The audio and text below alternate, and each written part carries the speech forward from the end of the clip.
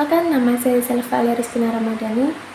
Saya di sini akan bercerita tentang kepercayaan tradisional dari Pulau Nias, yaitu Vanumbatu.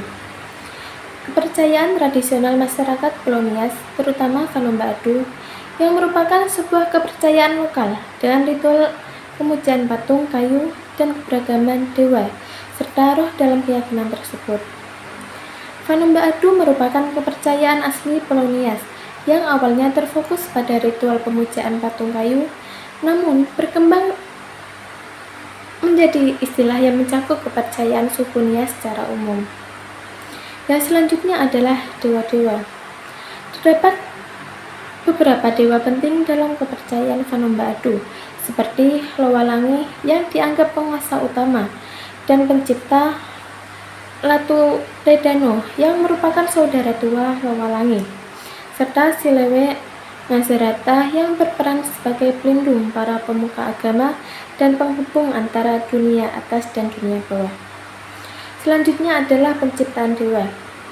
Kepercayaan tersebut menyebutkan bahwa dewa-dewa diciptakan dengan Ida Samihara Luo sebagai entitas yang menghasilkan dua anak kembar yang kemudian kawin dan melahirkan para dewa dan manusia. Selanjutnya adalah ritual dan kematian setelah kehidupan setelahnya. Konsep kematian dan kehidupan setelahnya dalam Vanumbatu melibatkan perjalanan roh ke Teteholi Anaa, tempat kehidupan setelah kematian yang menuntut orang yang meninggal untuk menyeberangi jembatan yang dijaga oleh seorang dewa. Ada keyakinan bahwa keadaan di Teteholi Anaa berbanding terbalik dengan dunia manusia. Selanjutnya adalah pengaruh agama baru.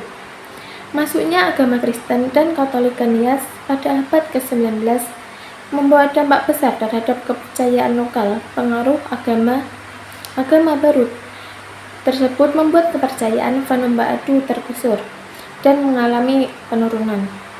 Agama Kristen mengubah tata cara ibadah dan ritual keagamaan masyarakat Nias secara menggeser keberadaan kepercayaan lokal. Selanjutnya adalah eksistensi saat ini. Meskipun agama Kristen dan Katolik dominan di Nias, masih ada sebagian kecil masyarakat yang mempertahankan kepercayaan Vanumbatu.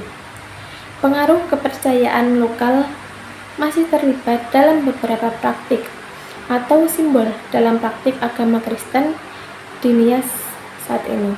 Para pedagang Islam juga pernah mencoba menyebarkan pengaruh agama di Nias. Meski demikian, upaya ini gagal akibat adanya pertentangan antara ajaran agama dan tradisi yang ada di Nias. Dalam ajaran Islam, penganutnya diharamkan untuk memakan daging babi, sementara dalam acara-acara adat Nias justru babi banyak disembelih untuk dikonsumsi dagingnya. Agama Kristen, Katolik, Protestan masuk ke Nias pada abad ke-19 dengan dibawa oleh misionaris Jerman yang mendarat dengan ikut bersama para pengusaha. Dalam perkembangannya, agama yang baru masuk ini menggusur kepercayaan lokal.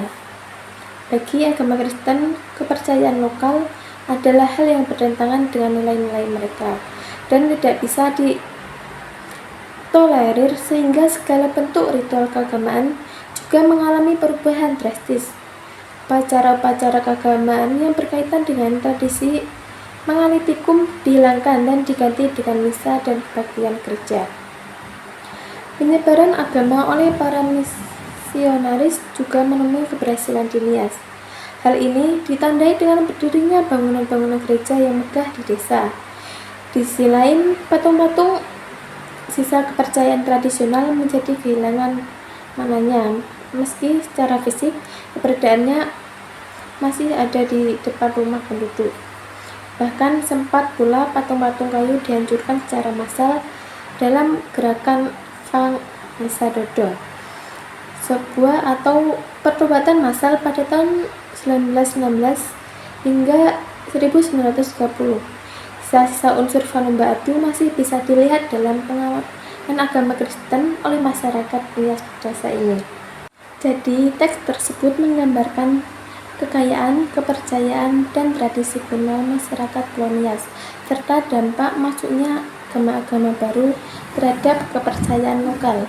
dan perubahan dalam praktik keagamaan di wilayah tersebut. Sekian dari saya. Wassalamualaikum warahmatullahi wabarakatuh.